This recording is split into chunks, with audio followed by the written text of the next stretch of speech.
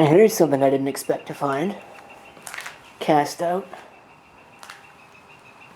at work. An old baby AT system.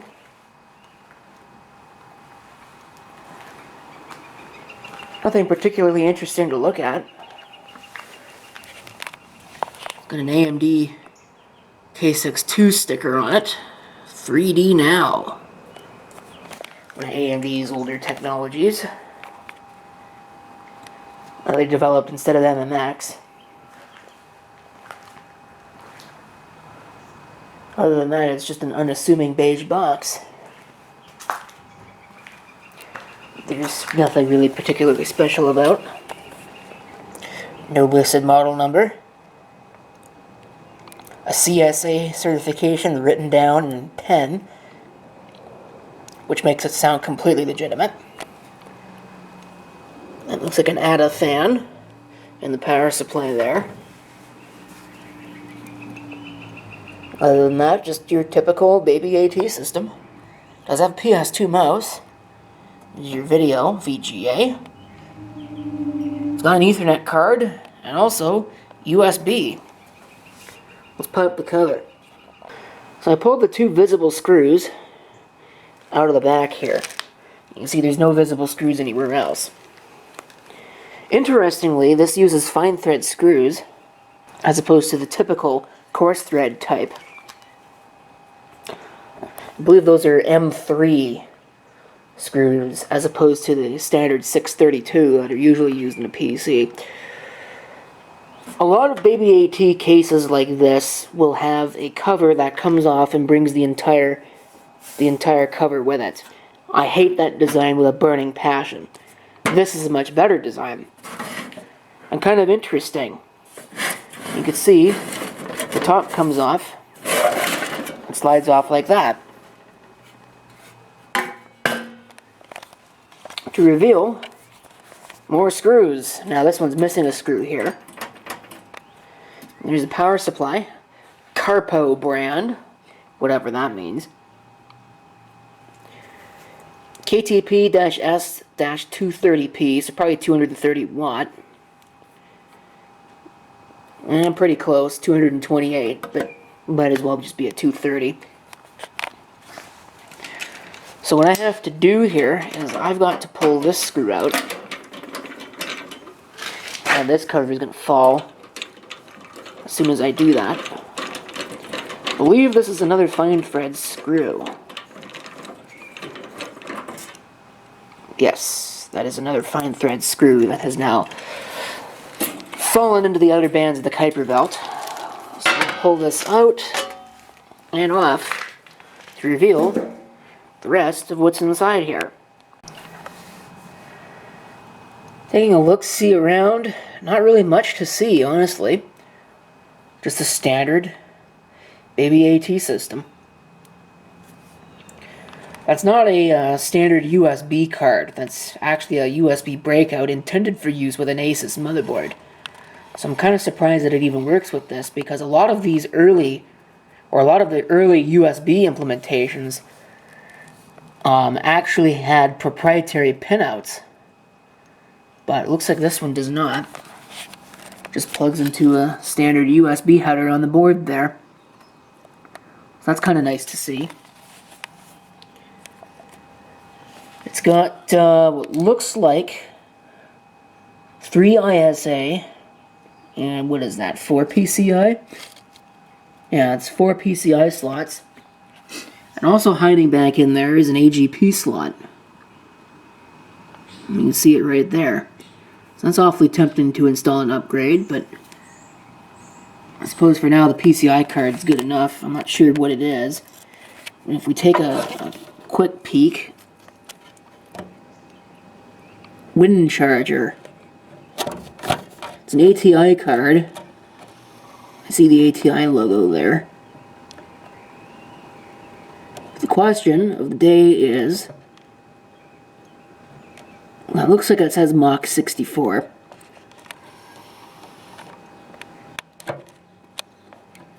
So there's that. Nothing to write home about. There's some RAM up in there.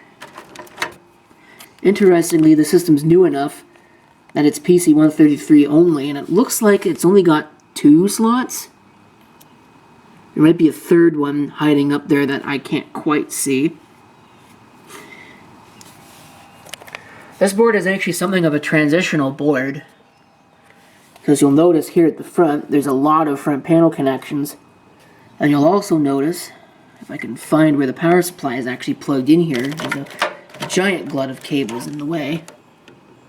This actually would support ATX. I tried configuring one of these for ATX and that completely failed. I still have the remains of that system sitting around somewhere.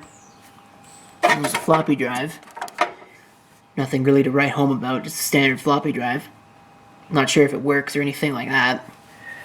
And the hard drive is right here. That is some kind of Quantum drive, or maybe an old Maxter drive after Quantum sold their hard drive business to Maxter. Quantum's still in business. They didn't completely sell their entire lineup to Maxter, just the hard drive division. I believe Quantum's still around anyway, but they might not be. They may have been purchased by somebody else at this point. I do, at some point, want to add a CD-ROM to this. Before I continue with this video and hook this machine up, I want to stop and have a conversation about something that I feel is important to address, even though it's questionable how important it really is to address, because you can make the argument that, one, you should never respond to internet trolls because all they are is a waste of space on the planet that we live on, and number two, it was a recent comment relative to the making of this video. I don't know when this video is going to get uploaded, but the fact of the matter is even if I upload it recently relative to the time that the comment was made, it's unlikely that the person who made the dumb comment in the first place is even going to see this. So you can cast all those strikes on this conversation if you want, and you can. You're certainly free to do that. But I feel like having a guilt-free time, so let me have a guilt-free time. Actually, I'm going to have a guilt-free time anyway, because it's my video, it's my channel, it's my time, I'll do whatever I want with it. The video that the comment was made on was the video about this, in which I mentioned, probably about 4 times that I'm a PC guy in general, so I'm not as 100% up to speed on the Macintosh as I probably should be. Even though, yes, I did a little bit of research, found out that some things that I said in the video were wrong, and I tried to correct the things that I knew were wrong. Still, I get comment from this person who said and complained. I didn't read the whole comment, so I don't remember the exact complaint, but I'm pretty sure that it had something to do with the fact that I confused PC-100 with PC-133, or called it PC-whatever, even though it's a Macintosh. If you did 1 iota of research, or had 1 iota of a clue, you would know that it's all the same. 168-pin dynamic inline memory module. They're all the same. The difference is the speed at which it runs. Nobody ever cares about the difference between DDR3 1600 and DDR3 1866. Nobody cares. No one cares about the difference between DDR2 X and Y. Nobody ever points it out. DDR, with any of the double data rate memory, no one cares. I mean, when you're buying it, you do. You generally buy the fastest thing around, but when you're just talking about a generic system that you've picked up on eBay or off the curb or free from somebody, you don't care what it is. There's no distinguishing made. Let's go back even further. 72-pin SIM. Can you tell me all the different kinds of 72-pin SIMs that there are out there? I'll give you a hint. It's a lot of them, but no one cares. Speaking of knowing what you're complaining about, the comment, and I remember this because this was basically the only part of the comment that I actually read, is they complained about the state of the shed that I'm working in. Which, LOL, this is a garage. And again, if you paid attention to anything that's going on, you would know that. Especially considering in basically all the videos, there's a car parked right here. What kind of shed do you park a car in? I know carports exist, and car sheds certainly exist. I'm sure people have built sheds to house cars. But when you think of a shed, you don't think of something that you park a car in, right? Yeah. So again, know what you're complaining about before you complain about it. Oh, and the other fact of the matter is I've been on YouTube for, almost 15 years? My organization of anything, or I guess, lack thereof, I mean, look at all this nonsense, hasn't changed. And people complain about it year in, year out, video in, video out. You'd think that if I actually cared, I would have dealt with it within the first year or so of my being on YouTube. And the fact of the matter is it hasn't been dealt with. So, guess what? I don't really care. You know, personally, even though I know free country and all that, I don't think it's too much to ask for that if you're going to comment about something, you should at least make it somewhat relevant to the subject matter of the video. And I don't remember ever making a video about the state of the garage that I'm working in. So, in fact, a video about a Power Mac 9600 is not a video about the wires that are sitting right here. Like, I mean, it's that simple. Oh, yes, trend that I've noticed is that the vast majority of the people who post complaints don't actually have any videos on their channel. So you're complaining that I don't know what I'm doing, or how to do anything, but you don't have a video on your channel explaining that you know how to do it better, so you definitely don't know what you're doing, and I don't know what you're complaining about. One more thing, you know, freedom of speech and all that, you're allowed to disagree with me, and expecting whatever the world's population is at this particular juncture in time to agree with me at all aspects of any one given video that I make is a little ludicrous. Not everybody's going to share my opinion, and I'm not always going to be right about X, Y, or Z. But I do have a basic expectation of respect. If you're going to disagree with me, or you're going to tell me that I'm wrong, you can at least be constructive about it. You know, hey, by the way, you talked about X in your video. That's not totally correct. You're actually, what you meant is Y, Z, W, A, B, C, D, whatever. You know, or what X actually is Y. Or, oh yeah, you said that this has PC133 SD RAM in it. It's actually PC100.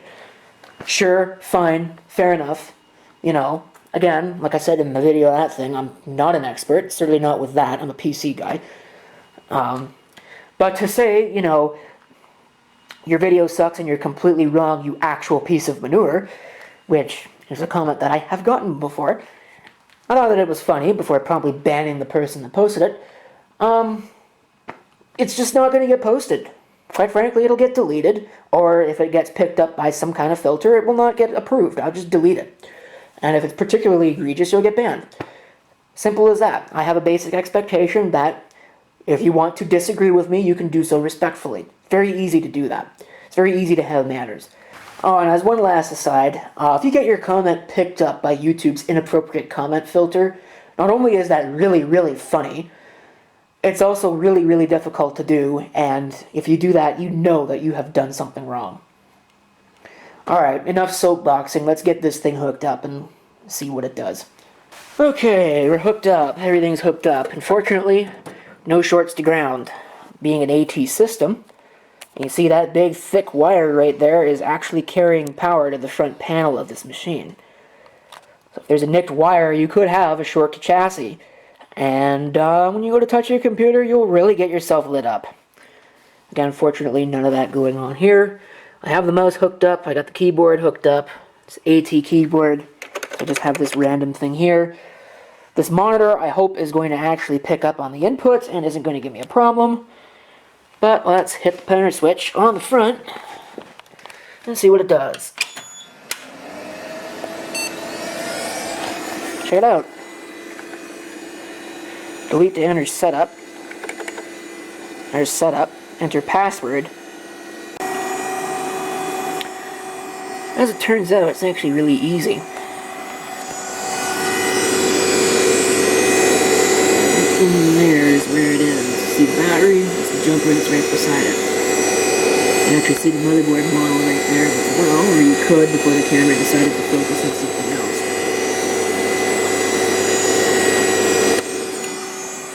This is not an Asus motherboard. This is actually a DFI, Diamond Flower International, motherboard. Like I said, I've got two of these. I have another one that's sitting in an ATX case that I had some problems with. Might revisit that at some point.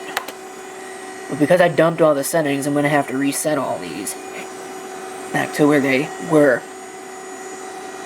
I assume that battery's good, but it might not be. You see there, that's 128 megabytes of memory.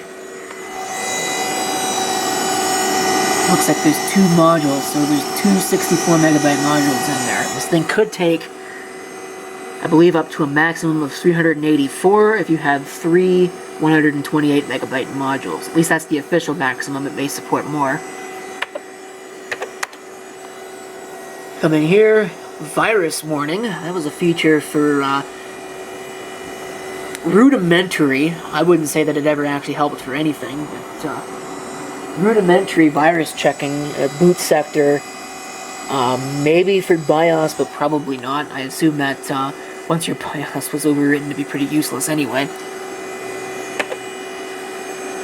Internal and external caches. Here's your boot sequence, pretty standard. I will go ahead and enable the boot up floppy seek.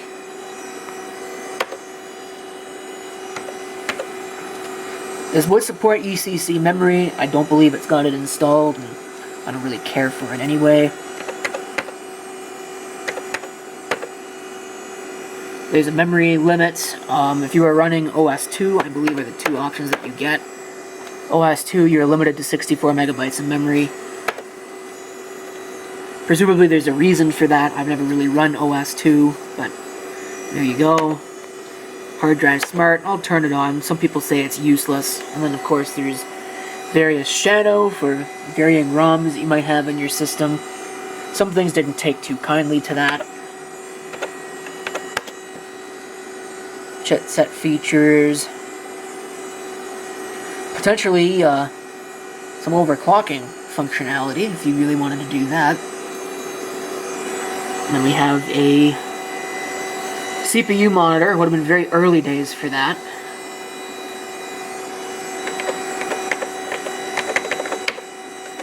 I don't know if any of these really actually work. It's used to monitor voltage. I don't know if it'll actually work. It may not, and the reason why it may not, actually thinking about that, I'm going to turn that back off, because certainly the 3.3, but I think that all of these are for ATX. Doesn't want me to go over there, I guess. So I'm going to just set all those back to ignore. Power management. It doesn't look like this system actually supports always causing power interruptions, or ACPI. This is an APM system only. Which makes sense. It would have been very early days for that. Plug and play settings, not very much in there. Integrated peripherals. This is the usual stuff for configuring I/O ranges and things like that. Go ahead and we will save and exit. It's actually a K6-III 400.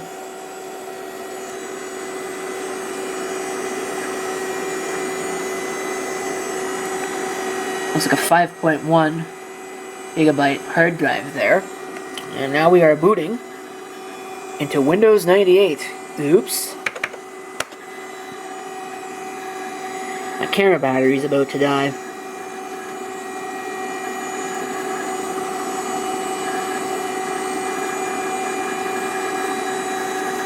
Is the mouse working? Oh, the mouse is working. PS2 mouse. No password or anything. I wonder if there's any data on this at all. Oh, it's got the overactive desktop enabled. Oh, this looks like a relatively fresh installation. I know where this came from.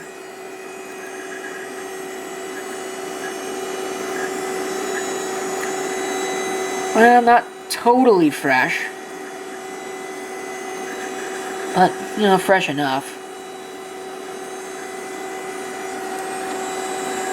There's a CD. That's actually potentially useful.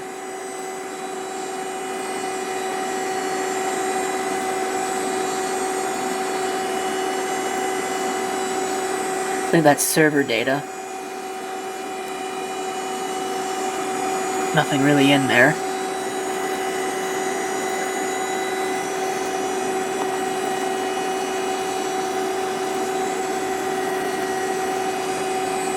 So, Anyway, my camera battery is probably about to die on me, and it'll probably die without warning, so... Don't think there's anything particularly fancy in here, or special, or anything like that. So, a couple things in the temp folder. Taking a look here at the System Properties Device Manager. Doesn't really tell me anything there. It's using a ATI Rage Pro Turbo. You can see there, ATI Mach 64. That's what it is. Standard controller is nothing special there. The network is an SMC Easy card. Haven't seen one of those in a long time. And of course there's the USB controller. There's nothing else on here. You know, there's no sound hardware. Obviously there's no CD-ROM, although it shouldn't be too hard to add a CD-ROM to this. If I could find a CD-ROM, because I don't want to add a burner or anything like that. It would be kind of pointless in a system like this. Other than that, it is for the most part a pretty fresh install.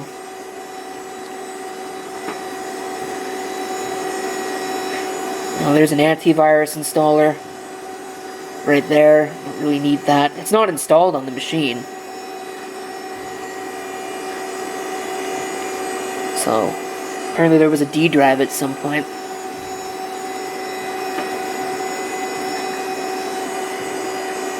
Content Advisor feature of Internet Explorer.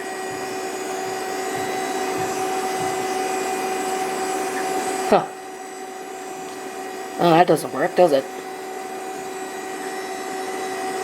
Well, what the heck is this?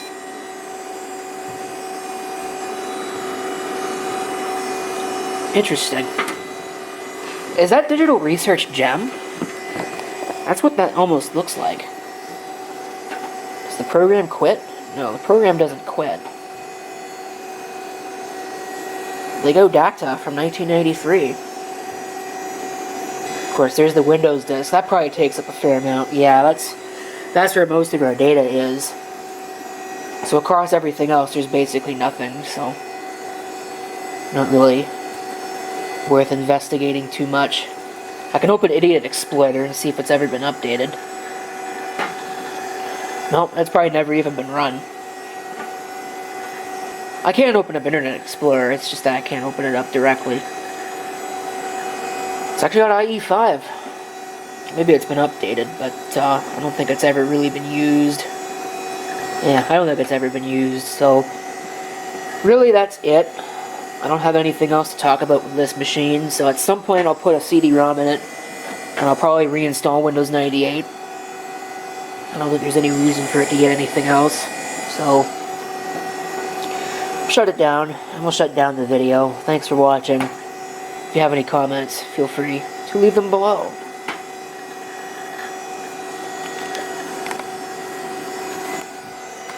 Remember that screen? Been a long time since that was commonplace.